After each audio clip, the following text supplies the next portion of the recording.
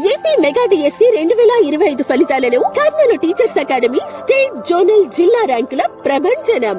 1050 పైగా ఉపాధ్యాయ ఉద్యోగాలను సాధించి రాష్ట్రంలో ఉపాధ్యాయ ఉద్యోగాల తయారీ కేంద్రంగా మారిన Kurnool teachers academy AP mega DSC 2025లో ఒకే కుటుంబం నుండి ఉపాధ్యాయ ఉద్యోగాలను సాధించిన మా కర్నూలు టీచర్స్ అకాడమీ విజేతలు. ప్రాంతకోట గ్రామ brothers and sister K Tejeswarudu, K Harikrishna, K Jayanthi, SGT Nandikotkur Kurnool జిల్లా. ఎర్రకత్వ గ్రామ sisters G Sravani and G Pallavi, SGT Kallur Kurnool జిల్లా. ఆత్మకూరు అన్న చెల్లెళ్ళు K Venkata Janardhan and K Padmavathi, SGT Kurnool జిల్లా. ఐరన్బండ గ్రామ brothers Naik Mohammed Umar, TGT social and Naik Zakir Hussain, TGT Telugu, Gonegandla Kurnool జిల్లా. కొల్లంపల్లి తాండా అక్క చెల్లెళ్ళు B Ranibai and B Sailajabai, SGT Kallur Kurnool జిల్లా. జాలవడి గ్రామ చిన్నాన్న కూతురు అల్లుడు A Shivappa, SA Telugu, AK Srividya, B Somesh, SGT Adoni Kurnool జిల్లా. అల్లూరు గ్రామం అక్క చెల్లెళ్ళు M Haritha, SA maths and M Rechala, SGT Nandikotkur Kurnool జిల్లా. ఎస్హెచ్ ఎర్రగుడి గ్రామం అక్క తమ్ముడు M Leelavathi, SA biology and M Pratap, SGT Pattikonda Kurnool జిల్లా. హుసేనాపురం గ్రామం అన్నా చెల్లెళ్ళు JC Sudhakar and T Sandhyavani, SGT Papili Kurnool జిల్లా. రాష్ట్రంలోని టెట్ ప్లస్ డిఎస్సి, ఎస్జిటి మరియు ఎస్సీలకు తెలుగు మీడియం మరియు ఇంగ్లీష్ మీడియంలలో వేరువేరుగా కోచింగ్ అందిస్తున్న ఏకైక సంస్థ Kurnool teachers academy. Birla compound, Jagadish mall, Kurnool. Contact 9908799375 మరియు 9849698375. డిఎస్సి ఆస్పిరెంట్స్ తెలుపుతారా sir, biology faculty from Vizianagaram. మన కర్నూలు టీచర్స్ అకాడమీ సంబంధించిన యూట్యూబ్ ఛానల్ ప్రతి ఒక్కరు కూడా సబ్స్క్రైబ్ చేసుకోండి. ఎందుకంటే డిఎస్సికి సంబంధించినటువంటి ప్రతి ఇన్ఫర్మేషన్ కానీ, మీకు రీసెంట్ గా జరిగినటువంటి అప్లికేషన్ యూనిట్లో జరిగిన మన ఎగ్జామ్స్ పేపర్ కానీ, మీకు ప్రతిరోజు కూడా దీనికి సంబంధించి ఎక్స్ప్లెనేషన్ ఉంటుంది. అలాగే డిఎస్సికి సంబంధించిన ప్రతి ఇన్ఫర్మేషన్ కూడా మీరు యూట్యూబ్ ఛానల్లో ఉచితంగా ఫ్రీగా ఎవరైతే ఎక్స్పర్ట్స్ ఉంటారో వాళ్ళకి సంబంధించిన ఫ్యాకల్టీస్ డైలీ మీకు కొన్ని నిమిషాలు కానీ కొన్ని అవర్స్ కూడా దీని ఎక్స్ప్లెనేషన్ ఇవ్వడం జరుగుతుంది. కాబట్టి ప్రతి ఒక్కరు కూడా మన Kurnool teachers academy YouTube channel subscribe చేసుకోండి. ఓకేనండి. మనం ఈ రోజు మొన్న రీసెంట్ గా జరిగినటువంటి పేపర్లోని కొన్ని ప్రీవియస్ పేపర్ టెట్ ప్లస్ డిఎస్సికి సంబంధించినటువంటి కొన్ని పేపర్ ఎలా ఉన్నాయి, ఆ బిట్లు ఎలా వచ్చినాయి, వాటి ఎక్స్ప్లెనేషన్ ఏ స్థాయిలో ఉంటుంది, అంటే ఎలా అడుగుతున్నాడు, ఇంకా ఎలా అడగచ్చు కూడా ఒకసారి అందరం చూద్దామండి. ఒకసారి మీరందరూ కూడా ఒకసారి చూడండి. మొన్న రీసెంట్ గా జరిగినటువంటి పేపర్ లో నుంచి క్వశ్చన్స్ అండి. మనకి రీసెంట్ గా జరిగినటువంటి టెట్ పేపర్ కి సంబంధించినటువంటి ప్రశ్నలు అన్నమాట. ఒకసారి అందరూ కూడా మనకి ఈ ప్రశ్నల్ని ఒకసారి అబ్జర్వ్ చేయాలి అందరూ కూడా. మొన్న రీసెంట్ గా జరిగినటువంటి టెట్ లో మనకు ఒక ప్రశ్న ఇవ్వడం జరిగిందామో ఒకసారి చూడండి. ఒకసారి మనం చూస్తే పంటలపై 2,4-D చల్లడానికి గల కారణం ఏంటని అడిగారు. యాక్చువల్గా మనకి ఈ question 8th class text book లోని మనకి పంట మొక్కలకు సంబంధించి వ్యవసాయ పంటల విధానాలు అనేటువంటి కాన్సెప్ట్ దగ్గర ఇది ఉంటుంది. యాక్చువల్గా ఇది దేనికి సంబంధించింది అంటే మనకి కలుపు నివారణకి సంబంధించిందండి. కలుపు నివారణకు సంబంధించినటువంటి ప్రశ్న. ఇక్కడ 2,4-D అనేది ఒక రకమైనటువంటి ద్విదళ బీజ కలుపు మొక్కల రసాయన కారణి. ఇది యాక్చువల్గా ఈ ఆప్షన్స్ ఒకసారి చూద్దాం. ఎట్లా అడిగాడు, మిమ్మల్ని ఎట్లా కన్ఫ్యూజ్ చేశాడు చూడండి. కీటకాలు చీడ పురుగులను చంపడానికి అన్నాడు. This is the wrong statement అండి. మళ్ళీ చూడండి అన్న, సూక్ష్మ జీవులను నియంత్రించడానికి అన్నాడు. ఇది కూడా కాదండి. యాక్చువల్గా మనం చూస్తే ఇదిగోండమ్మా, కలుపు మొక్కలను చంపడానికి అని మనకి ఆప్షన్ 3లో డైరెక్ట్ గా కనిపిస్తుంది బిడ్డ. అంటే మీరు బాగా అర్థం చేస్తలేదు, 3 కూడా యాక్చువల్గా మన పంట మొక్కల మీద కీటకాలు చీడ పురుగులు 2 కూడా నాశనం చేస్తాయి. చిన్న చిన్న కీటకాలు, వాటి యొక్క లార్వాలు, కాండాన్ని తొలిచేటువంటి పురుగులు, ఇవన్నీ కూడా ఏం చేస్తాయంటే పంట మొక్కలు నాశనం చేస్తాయి. కానీ బిడ్డ అడిగాడు 2,4-D అని డైరెక్ట్ గా మనకు మెన్షన్ చేశాడు. బట్ ఆ 2,4-D అనేది ఎక్కడ ఉపయోగిస్తాం అనేది కాన్సెప్ట్ అండి. క్లియర్ గా మనకి ఇక్కడ ఉందండి, కలుపు మొక్కలను చంపడానికి ఉపయోగిస్తారు. అయితే డౌట్ ఏంటంటే యాక్చువల్గా ఈ క్వశ్చన్ మనకి నేరుగా ఇంకో బిట్ కింద కూడా చెప్పొచ్చు. ద్విదళ బీజ కలుపు మొక్కలను నాశనం చేసే రసాయనం అని ఉంటుందండి. ద్విదళ బీజ కలుపు మొక్కలు అంటే దాని అర్థం ఏంటి? ఉదాహరణకు వరి పంట వేస్తామండి, అది ఏకదళ బీజం వరి. ఇప్పుడు అందులో ఏమైనా ద్విదళ బీజ కలుపు మొక్కలు ఉంటే మనం డైరెక్ట్ గా ఈ 2,4-Dని పిచికారీ చేయొచ్చు, అంటే కెమికల్ రూపంలో మనం స్ప్రే చేయొచ్చు. అంటే అప్పుడు ఏమైనా ద్విదళ బీజ కలుపు మొక్కలు ఉంటే చనిపోతాయి. జాగ్రత్త చూడండి, నేలలో పోషకాలను పెంచడానికి అన్నారండి, అసలు దీనికి సంబంధించింది ఇది కాదు. సో అంటే పంటల పైన 2,4-D చల్లడానికి గల కారణం ఇస్తే మాత్రం సో మీరు డైరెక్ట్ గా చెప్పాలి కలుపు మొక్కలను చంపడానికి. దీన్ని కొంచెం ముందుకు వెళ్దామండి. 8th క్లాస్ టెక్స్ట్ బుక్ లోని కలుపు మొక్కలని చంపడం కోసం మన యాక్చువల్గా రైతులు ఏం చేస్తారంటే మనకి టీ ఆకారంతో కూడినటువంటి నాగలను తయారు చేసుకుని భూమిని కొంచెం లోపలికి దున్నుతారు. దున్నడం వల్ల ఏమవుతాయంటే ఏవైనా కలుపు మొక్కలు కానీ ఉన్నాయనుకోండి అవి బయటికి పెకరించడం జరుగుతుంది. ఆ కలుపు మొక్కలు దున్నిన తర్వాత కొద్ది రోజులు సమయం ఇస్తారు. సమయం ఇచ్చిన తర్వాత ఏమవుతాయంటే కలుపు మొక్కలు ఏమవుతాయంటే చనిపోతాయి, ఎండ లేదు ఉష్ణోగ్రత చనిపోతాయి. కీటకాల యొక్క లార్వాలు కూడా ఎక్స్రేమని పెడితే బయటికి రావడం వల్ల ఏం చేస్తాయంటే అవి కూడా చనిపోతాయి. అంటే మనం అది కూడా ఒక మార్గంగా చెప్పొచ్చు, కానీ ఇక్కడ బిట్ డైరెక్ట్ గా ఇచ్చారు కాబట్టి ఆన్సర్ డైరెక్ట్ గా మనకుంది. ఒకవేళ అప్లికేషన్ ఓరియంటెడ్ లో ఆ టైప్ లో కూడా ఇస్తే ఆప్షన్ బట్టి ఆన్సర్ చేయాలి. ఓకేనండి. సో కాబట్టి చూడండి, ఇలాంటి బిట్లు కూడా మనకి అడగడానికి అవకాశం ఉందని మనకి క్లియర్ గా తెలుస్తుందండి. మనం నెక్స్ట్ క్వశ్చన్ చూడండి, ఇది మనకి 7th క్లాస్ టెక్స్ట్ బుక్ లో ఉంటుందండి. ఈ బిట్ మనకి నాకు తెలిసి మీకు వచ్చినటువంటి క్వశ్చన్స్ లో డైరెక్ట్ గా అడిగిన బిట్ ఇక ఒకటే. చూడండి, కావాలంటే మనకి మురుగు నీటి కొంట గట్టుపై పెంచడానికి అత్యంత అనుకూలమైనటువంటి మొక్క ఏంటని అడిగాడు. యాక్చువల్ గా మనకి అబ్జర్వ్ చేయాలి మీరు అందరూ, మురుగు నీటి కొంట గట్టు మీద, వాటి యొక్క గట్టు మీద ఒక నీటి కొంట ఉంది, అందులో మనకి వేస్ట్ వాటర్ ఉందండి.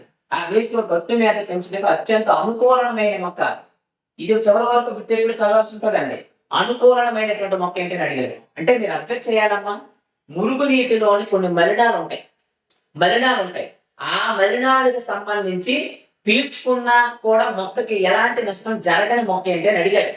అలాంటి మొక్క మనకి డైరెక్ట్ గా ఉంటుందండి. సాధారణంగా ఎవరు మాస్టర్ అంటే యూకలిప్టస్ అనేటువంటి మొక్కలను మురుగు నీటి కొంట కలిగినటువంటి గట్ల మీద పెంచుతారు ఉంటుంది. సో కాబట్టి ఇది మనం చెప్పవచ్చు. నెక్స్ట్ చూడండి, ఆప్షన్స్ లో మీరు ఈజీగా ఎలిమినేట్ చేసి ఇచ్చారు. వేప ఇచ్చారు. వాస్తవానికి మీకు అందరికీ తెలుసు, వేప అనేది ఎక్కువ ఔషధ గుణం కలిగినటువంటి మొక్క కింద చెప్పచ్చు, మెడికల్ ప్లాంట్స్. ఈ వేపలోని మనకి అబ్జర్వ్ చేస్తే మనం నింబిడిన్ అనేటువంటి ఆల్కలాయిడ్స్ అనేవి మనకు ఉంటాయి. ఇది మనకి last 10th class text book లో బిట్టండి. దీన్ని యాంటీసెప్టిక్ గా కూడా ఉపయోగిస్తారు. నీమ్ అంటాం వేపని, అజాడిరక్త ఇండికా అని కూడా చెప్పొచ్చు దీన్ని.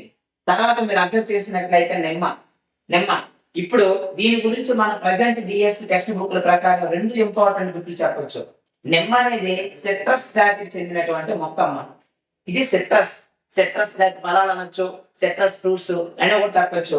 యాక్చువల్ గా మనకి నిమ్మ గాని నారింజ అట్లానే మనం చూసుకుంటే బత్తాయి ఇలాంటి వాటిల్లో మనకి కనిపించేటువంటి ఆమ్లం కింద మనం ఏం చెప్పొచ్చు మాస్టర్ అంటే సిట్రిక్ యాసిడ్ అని చెప్పొచ్చు అమ్మ. నిమ్మలో కనిపించేటువంటి ఆమ్లం, నారింజ బత్తాయి లాంటి ఫలాల్లో కనిపించేది సిట్రిక్ ఆమ్లం అని కూడా చెప్పొచ్చు. యాక్చువల్ గా మీరు అబ్జర్వ్ చేయాలి, మనకి ఇదే సిట్రస్ క్యాంకర్ అనే తెగులు కూడా ఉంటుంది. 8th క్లాస్ లో మనం నేర్చుకుంటాం. ఇది సిట్రస్ క్యాంకర్ అనేటువంటి తెగులు ఉంటుందండి. పేరులో ఉంది చూడండి, సిట్రస్ జాతి పండ్లు కదా, సిట్రస్ క్యాంకర్ అనేటువంటి తెగులు. ఇది సాధారణంగా బ్యాక్టీరియా వలన వస్తుంది అని ఉంటుంది మీకు టెక్స్ట్ బుక్ లో. ఎందుకంటే వ్యాధి కారకం ఎలా వ్యాప్తి చెందుతుంది అని ఉంటుందండి. సో కాబట్టి అలా వచ్చినప్పుడు మీరు అబ్జర్వ్ చేయాలి, మీరు అందరూ కూడా సిట్రస్ క్యాంకర్ అనేది దేని వలన అంటే మాస్టర్ అంటే బ్యాక్టీరియా వలన వస్తుంది అని చెప్పాలి. అట్లానే మనం అబ్జర్వ్ చేయండి, సిట్రస్ క్యాంకర్ అనేది బ్యాక్టీరియా వల్ల వస్తుంది. ఎట్లాగా దాని పేరు జస్ట్ మీరు తెలుసుకోవడం కోసం చెప్తున్నానండి. దీని పేరు ఏంటంటే జాంగోమోనాస్ సిట్రీ అనే ఒక రకమైన బ్యాక్టీరియా వల్ల వస్తుంది. ఇది వ్యాపించే విధానం పంట మొక్కలకి గాలి ద్వారా వ్యాపిస్తుందండి. పంట మొక్కలకి దేని ద్వారా వ్యాపిస్తుంది సార్ అని అడిగితే గాలి ద్వారా వ్యాపిస్తుంది చెప్పాలి. ఇది ఒకటి చెప్పొచ్చు. నెక్స్ట్ మనం ఏం చెప్పొచ్చు అంటే జాస్మిన్ అండి. సాధారణంగా మనకి మల్లె అనేటువంటిది ఇది మనం సాటి ప్రత్యుత్పత్తి విధానంలోని అంటు తొక్కుట అనే విధానం ద్వారా వ్యాప్తి చేయడానికి అనుకూలమైనటువంటి మొక్క ఏది మాస్టర్ అంటే మల్లె కూడా మనం చెప్పొచ్చు అనమాట.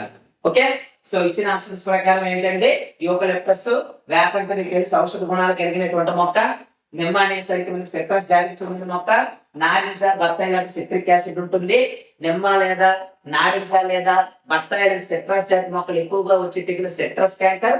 ఈ సిట్రస్ క్యాంకర్ అనేటువంటి తెగులు దేని వల్ల కలుగుతుంది అంటే బ్యాక్టీరియా వల్ల కలుగుతుంది. దేని ద్వారా వ్యాపిస్తుంది సార్ అని అడిగితే మాత్రం గాలి ద్వారా వ్యాపిస్తుంది చెప్పాలి.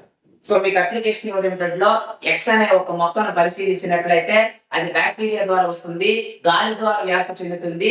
ఆ పంట మరియు వ్యాధిని గుర్తించండి వరుసగా అనవచ్చు. అలాంటి ఒక రెండు బిట్లు చూసుకోవాలండి. ఓకేనండి, నెక్స్ట్ చూడండి అందరూ. నెక్స్ట్ క్వశ్చన్ చూద్దామండి. ఫోర్త్ క్వశ్చన్ చాలా మంచి క్వశ్చన్ అండి. ఇది చాలా మంచి బిట్టు, చాలా కన్ఫ్యూజ్ అవడానికి అవకాశం ఉన్నటువంటి బిట్ సార్ ఇది. ఎందుకు మాస్టర్ అంటే ఈ బిట్టు 10th క్లాస్ లోని ప్రజెంట్ న్యూ టెక్స్ట్ బుక్ లోని జీవక్రియలు అనే పాఠంలో ఉంటదండి. ఇది ఫస్ట్ బిట్, ఫస్ట్ లెసన్ లోనే ఉంటది. స్వయం పోషణ పరపోషణ అని ఉంటుందండి. ఆ స్వయం పోషణ తర్వాత పరపోషణ ఉంటుంది. అక్కడ వచ్చినటువంటి క్వశ్చన్ బిట్ వస్తే చదువుతానండి. సో యాక్చువల్ గా మనకి ఇదిగోండి identity. So the organism that break down the food materials inside the body and the observe is dash అన్నాడండి. ఆహారాన్ని శరీరంలోకి గమనించాలి సార్, శరీరం లోపలికండి, శరీరంలోకి తీసుకొని విచ్ఛిన్నం చేసి శోషించుకునే జీవి ఏంటి అని అడిగాడు. ఈ బిట్టు మనం అబ్జర్వ్ చేసినట్లయితే 10th క్లాస్ టెక్స్ట్ బుక్ లోని మనకి ఈస్ట్ గాని పుట్టగొడుగు గాని బ్రెడ్ మోల్డ్ అండి. ఇది అమ్మా బ్రెడ్ మోల్డ్, దీన్ని రొట్టు బూజు అని కూడా అంటాం. 8th లో ఉంటుంది మనకి అలాగా రొట్టు బూజు. ఈ మూడు కూడా శరీరం వెలుపుల, శరీరం వెలుపుల అంటే బయట అండి, శరీరం వెలుపులే విచ్ఛిన్నం చేసి లోపలికి తీసుకుంటాయి. ఇప్పుడు మనకు అడిగిన క్వశ్చన్ శరీరంలోకి తీసేసుకోండి అంటే శరీరంలోకి తీసేసుకొని అక్కడ బ్రేక్ డౌన్ అయ్యేది ఏంటి అని అడిగాడు. దీని ఆన్సర్ ఏంటి మాస్టర్ అంటే amoeba is the right answer అండి. ఆప్షన్ పెట్టి వెళ్ళాలి. ఎందుకంటే మనం అమీబా గురించి 7th క్లాస్ టెక్స్ట్ బుక్ లోని యాకన్ జీవుల్లోని జీర్ణక్రియ గురించి చెప్పినప్పుడు అమీబా అనేటువంటి యాకన్ జీవి చెరువు నీటిలో నివసిస్తుంది. అమీబా అనేటువంటి యాకన్ జీవి విద్యాపాదాల లాంటి నిర్మాణాలు ముందుకు పొడుచుకొచ్చిన నిర్మాణాలు కలిగి ఉండి నీటిలో సూక్ష్మ జీవి ఉంటే విద్యాపాదాలను జుట్టు చేరి లోపలికి తీసుకుంటుంది, ఆహార రిక్తికల్లో జీర్ణం చేయబడుతుందని ఉంటుంది. సో కాబట్టి ఇచ్చిన ఆప్షన్స్ ప్రకారం ఏంటి సార్ దీని ఆన్సర్ అంటే ఇది. ఇప్పుడు నేను చెప్పిన ఈ 3 పరాణ జీవులే. ఏది ఈస్ట్ శిలీంధ్రం అండి, ఇది పుట్టగొడుగు శిలీంధ్రమేనమ్మా, బ్రెడ్ మోల్డ్ శిలీంధ్రం. సో కాబట్టి గమనించాలి, శరీరం లోపలికి ఎంటర్ అవుతుంది, శరీరం వెలుపల అంటే 3 అవుతాయి. ఓకే, ఇది న్యూ ప్రజెంట్ 10th లో బిట్టు. సో కాబట్టి అందరూ కూడా జాగ్రత్తగా చూసుకోండి. మనం ఇక్కడ జాగ్రత్త అర్థం చేద్దాం. ఈస్ట్ వచ్చింది చాలా ఇంపార్టెంట్. 8th లో వస్తుంది, మళ్ళీ మనకి 8th లో వస్తుంది, 10th లో వస్తుంది. ఈస్ట్ అనేసరికి యాక్టన్ శిలీంధ్రం అని చెప్తారు. ఈస్టులు అనేవి ఎక్కువగా మనకి కిణ్వన ప్రక్రియ ఉంటుందండి. కిణ్వన ప్రక్రియని మనం ఫెర్మెంటేషన్ అంటారు, పులి పెట్టిన విధానం అంటారు. అవాయు శ్వాసక్రియలోని ఈస్ట్ అనేటువంటివి మనకి కార్బన్ డైఆక్సైడ్ ను ఉత్పత్తి చేసి పదార్థాలు పులి పెట్టడానికి కారణమవుతాయి. వీటిని ఆల్కహాల్ తయారీకి, వైన్ తయారీకి, ఎస్టిక్ ఆమ్లాల తయారీకి, కొన్ని పదార్థాల తయారీలో కూడా ఈ జీవులు వినియోగిస్తారు. గమనించాలి. ఫెర్మెంటేషన్ ప్రాసెస్, ఫెర్మెంటేషన్ వచ్చి చెప్తున్నానండి. ఫెర్మెంటేషన్ వలన కిణ్వన వలన మనం ఎవరు చెప్పాలి మాస్టర్ అంటే 1857లోని ఫ్రాన్స్ దేశానికి చెందిన లూయి పాస్చర్ అనే శాస్త్రవేత్త ఆ ప్రాసెస్ ని కనుగొన్నాడమ్మా. కిణ్వనం అనేటువంటి ప్రక్రియ ఈస్ట్ అనే జీవి ఉపయోగపడుతుంది. కిణ్వనం అనే ప్రక్రియను కనుగొన్న శాస్త్రవేత్త లూయిస్ పాస్చర్. లూయిస్ పాస్చర్ ఏ సంవత్సరంలో కనుగొన్నాడంటే 1857 8th క్లాస్ లో ఉంటుందండి ప్రశ్న. అలాగే మీకు అందరికి తెలుసు పుట్టగొడుగు అనే మస్త్రము రైజోపస్ అని బ్రెడ్ మోల్డ్స్ అని చివరిది. సో కాబట్టి ఇది దీని ఆన్సర్ అండి. నెక్స్ట్ క్వశ్చన్ చూడండి, అంటే ఎంత వెరైటీ చూడండి. 8th క్లాస్ లో ఉన్నది తెలియాలి, 7th క్లాస్ లో ఉన్నది తెలియాలి, 10th క్లాస్ లో ఉన్నది తెలియాలి. 3 క్లాసుల్లో లింక్ చేసుకుని పెట్టిస్తున్నాడు అంటే మరి మనం దానికి అనుగుణంగానే ప్రిపేర్ అవ్వాలండి. మళ్ళీ చూడండి సార్ క్వశ్చన్ ఏమి ఇచ్చాడు. సరైన జతను గుర్తించండి అని అడిగాడండి. చాలా మంచి పెట్టండి ఇది. సరైన జతను గుర్తించండి అని ఇచ్చాడు. ఒకసారి అర్థం చేయాలి మీరు అందరూ. సరైన జతను గుర్తించండి అని ఇచ్చి ఫస్ట్ నెంబర్ 1 ఏమి ఇచ్చాడు చూడండి అమ్మ. పత్ర రంధ్రాలు వాయువుల మార్పిడి అని ఒక మాట ఇచ్చాడు. డైరెక్ట్ గా మీరు 7వ తరగతి టెక్స్ట్ బుక్ చూడంగానే బాహ్యచర్మం అనే ఉపరితలం మీద కనిపించే చిన్న చిన్న రంధ్రాల వంటి నిర్మాణాలని పత్ర రంధ్రాలు లేదా స్టొమాటా అంటారు ఉంటుంది. డైరెక్ట్ ఇక్కడ ఇచ్చాడు. మిగతా కూడా చూద్దాం. తర్వాత ఏమిచ్చాడంటే దారువు పోషక పదార్థాల రవాణా రివర్స్ అడిగాడు. పోషక కణజాలం నీటి రవాణా నీటి రవాణా అయితే ఎవరంటే దారువు అండి. పోషక కణజాలం ఎవరు మాస్తారంటే పోషక పదార్థాలు. ఇప్పుడు మీరు బాగా అబ్జర్వ్ చేయండి. దారువు అన్నాడండి ప్లస్ పోషక కణజాలం అని ఇచ్చాడమ్మా. ఇప్పుడు నేను బోర్డు మీద రాసిన ఈ రెండింటిని ఏమని పిలవచ్చు మాస్టారు అంటే ప్రసరణ కణజాలాలు అనొచ్చు. ఈ రెండింటిని 9th క్లాస్ టెక్స్ట్ బుక్ ప్రకారం సంక్లిష్ట శాశ్వత కణజాలానికి ఉదాహరణను కూడా చెప్పొచ్చు సార్. సంక్లిష్ట శాశ్వత కణజాలాలు ఈ రెండింటిని రవాణా కణజాలాలని కూడా పిలుస్తారు సార్. ఎందుకో చూడండి. దారువు అనేటువంటి నిర్మాణం మనకి నీటి రవాణాకి సహకరిస్తుంది. పోషక కణజాలం అనేటువంటి నిర్మాణం పత్రంలో తయారైన ఆహారాన్ని మొక్క భాగాలకు విస్తరించడానికి కూడా సహాయపడుతుంది అని చదువుతాం సార్. బట్ ఇక్కడ రివర్స్ లో ఇచ్చాడు కదండి, ఆన్సర్ అవ్వదు.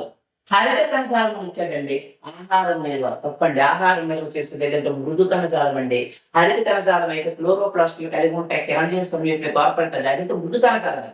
సో ఇక్కడ ఇచ్చిన ఆప్షన్స్ ప్రకారం ఇది తప్పు ఇది తప్పు అండి. సో డైరెక్ట్ గా ఇది చెప్పొచ్చు.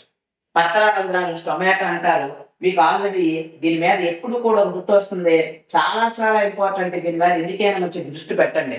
ఇది మనకి 7th క్లాస్ లోను 9th క్లాస్ లోను 10th క్లాస్ లో కూడా ఉంటుంది. పత్ర రంధ్రాలు అనేటువంటిది ఇదిగోండి. పత్ర రంధ్రం అంటే ఈ మధ్యలో ఉండేదమ్మా, ఇది పత్ర రంధ్రం కనిపిస్తుందా సార్? చూడండి, ఇది పత్ర రంధ్రం ఏంటి. ఇవ్వండి, ఇవి రక్షక కణాలు, గాడ్ సెల్స్ అంటారు ఇంగ్లీష్ లో.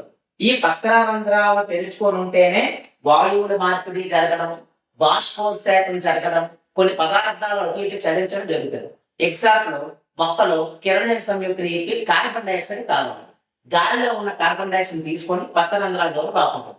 కిరణజన సంయుక్తి పూర్తి అయిపోయిన తర్వాత ఆక్సిజన్ గట్టి పదార్థం విడుదలవుతుంది, ఆక్సిజన్ బయటకు వస్తుంది. దీన్ని వాయువుల మార్పిడి అంటారు. సో కాబట్టి అట్లా కూడా చెప్పచ్చు.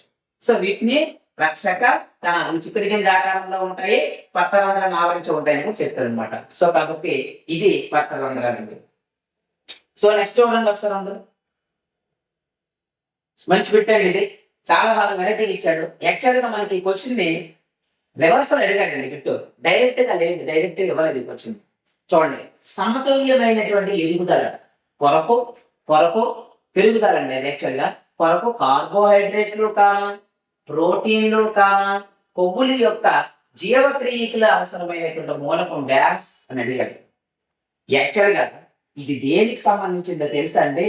థైరాక్సిన్ కి సంబంధించిందండి. ఇది హార్మోన్ అయితే థైరాక్సిన్ సంబంధించింది. సాధారణంగా థైరాయిడ్ గ్రంథి నుంచి థైరాక్సిన్ అనేటువంటి హార్మోన్ సాధారణ జీవక్రియా రేటులను నియంత్రిస్తుంది. 10th క్లాస్ లో పిండి పదార్థాలు, కొవ్వులు, ప్రోటీన్ల జీవక్రియ మీద ప్రభావం చూపుతుంది. సో కాబట్టి మీకు థైరాక్సిన్ అనగానే అందరి మీకు తెలియదు కాదండి, ఆల్రెడీ మనకి 8th క్లాస్ లో నేరుగా ఉంటుందండి అయోడిన్. ఎవరు మాస్టర్ అంటే అయోడిన్ అని చెప్పొచ్చండి. ఇది మీరు చూడండి, ఇది మనకి చిన్నపిల్లల్లోని ఇనుము లేదా ఐరన్ లోపం వలన చిన్నపిల్లల్లో మనకి ఎనీమియా లేదా రక్తహీనత అనేటువంటి వ్యాధి కలుగుతుంది.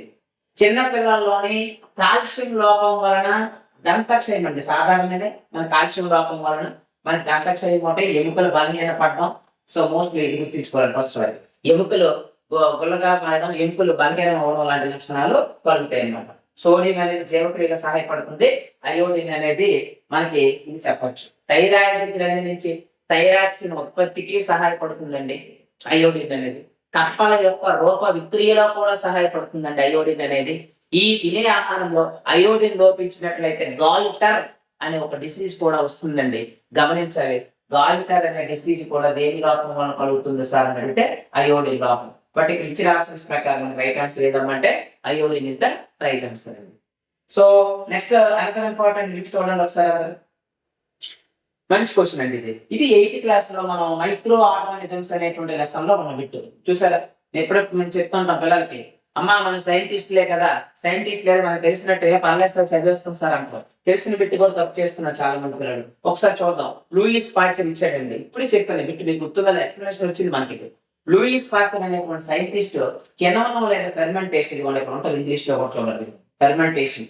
ఇతను 1857లో కనుక్కున్నాడు. ఇది రైట్ ఆన్సర్. కింద చూద్దామండి. అలెగ్జాండర్ ఫ్లెమింగ్ బ్యాసిల్లస్ ఆంథ్రాసిస్ అని ఇచ్చాడు. Wrong statement. బ్యాసిల్లస్ ఆంథ్రాసిస్ అనేది ఒక రకమైనటువంటి బ్యాక్టీరియా అన్నమాట. ఒక రకమైనటువంటి బ్యాక్టీరియా. బ్యాసిల్లస్ ఆంథ్రాసిస్ అనేటువంటి బ్యాక్టీరియాను కనుగొన్న సైంటిస్ట్ ఎవరో తెలుసమ్మా? రాబర్ట్ కోచ్ అనేటువంటి జర్మనీ దేశానికి చెందినటువంటి డాక్టర్. ఎప్పుడు కనుక్కున్నాడు మాస్టర్ అంటే 1876లో కనుక్కున్నాడు రాబర్ట్ కోచ్. బ్యాసిల్లస్ ఆంథ్రాసిస్. ఈ బ్యాసిల్లస్ ఆంథ్రాసిస్ అని ఇప్పుడే చెప్పారు బ్యాక్టీరియా. ఇది ఏ వ్యాధికి కారణం అవుతుంది మాస్టర్ అంటే పశువుల్లో ఎక్కువగా వచ్చేటువంటి ఆంథ్రాక్స్ వ్యాధి మానవుల మీద కూడా ప్రభావం చూపుతుంది ఇది. సో కాబట్టి ఆంథ్రాక్స్, బ్యాసిల్లస్ ఆంథ్రాసిస్ దీన్ని కనుగొన్న సైంటిస్ట్ రాబర్ట్ కోచ్. బట్ మనకి ఆప్షన్స్ ఎవరు ఇచ్చారు? అలెగ్జాండర్ ఫ్లెమింగ్ ఇచ్చారు. మీకు తెలియదు కాదు. అలెగ్జాండర్ ఫ్లెమింగ్ అనగానే మనందరికి ఏం గుర్తుకు రావాలి సార్ అంటే పెన్సిలిన్ అనే ఒక యాంటీబయాటిక్ గుర్తుకు రావాలి. పెన్సిలిన్ అనేటువంటి యాంటీబయాటిక్ అనేది గమనించాలి మీరు. ఎక్కువగా ఇది బ్యాక్టీరియా వ్యాధుల నుండి మనల్ని కాపాడడం కోసం తోడ్పడుతుందని మనం చదువుతాం. ఇప్పుడు చూడండి, ఇది రివర్స్. ఎడ్వర్డ్ జెన్నర్ అని ఇచ్చి ఇక్కడ పెన్సిల్ ఇచ్చారు. తప్పండి. ఇది మసూచి టీకా. ఎడ్వర్డ్ జెన్నర్ అనేటువంటి శాస్త్రవేత్త స్మాల్ పాక్స్ లేదా మసూచి టీకా తయారు చేశాడు. రాబర్ట్ కోచ్ మసూచి వ్యాధి టీకా. ఇక్కడ రాబర్ట్ కోచ్ ఇక్కడ బ్యాసిల్లస్ ఆంథ్రాసిస్ వస్తుంది. సరిగా జతపరచబడింది అడిగారు కాబట్టి first one is the right answer. Okay, తర్వాత క్వశ్చన్ చూడండి. చూడండి ఎలా ఇచ్చాడు. క్రింది వానిలోని so this is the correct statement following అని అడిగింది. ఇప్పుడు ఇచ్చినప్పుడు కొంచెం జాగ్రత్తగా చదవాలి. చూడండి చాలా డిఫరెంట్ గా ఇచ్చాడు. క్రింది వానిలోని సరైన వాక్యాలు గుర్తించండి. చాలా డిఫరెంట్ బిట్ ఇది. పెద్ద ప్రేగు అంట ముడుతలు కలిగి 6 మీటర్ల పొడవు ఉంటుంది మరియు వ్యర్థ పదార్థాలను శోషించుకుంటుంది అని ఒక స్టేట్మెంట్ ఇచ్చారండి. రెండో స్టేట్మెంట్ చూడండి. పెద్ద ప్రేగు అంటే లార్జ్ ఇంటెస్టైన్ గురించి మాట్లాడుతున్నారు. అర్థం చేయాలి ఇక్కడ. ఫస్ట్ 2 వాక్యాలు. పెద్ద ప్రేగు ముడుతలు కలిగి 5 మీటర్ల పొడవును కలిగి ఉండి మరియు పోషకాలను శోషించుకుంటుంది అని ఇచ్చాడు. అసలు పోషకాలను పక్కన పెట్టండి.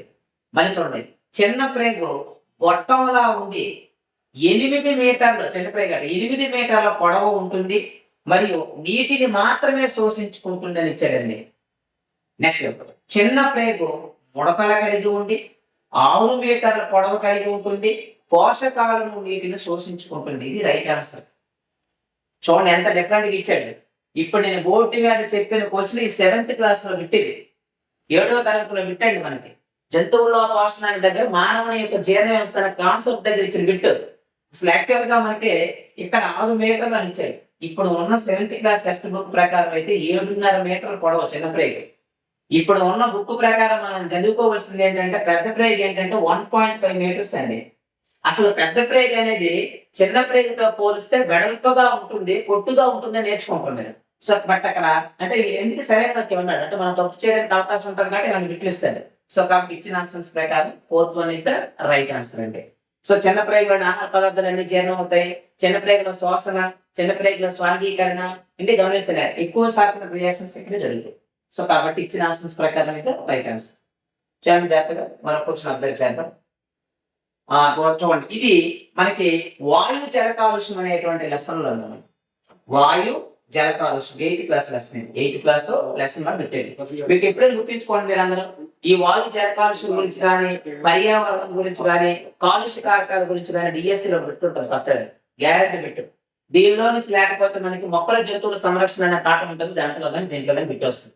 ఇప్పుడు ఒకసారి చూద్దాం. ఒక ప్రకటన ఒకటి ఇచ్చి కారణం అని ఒకటి ఇచ్చారమ్మా. ప్రకటన ఏమి ఇచ్చారు చూద్దాం. తయారీదారులు అంటే తయారు చేసేవాళ్ళట.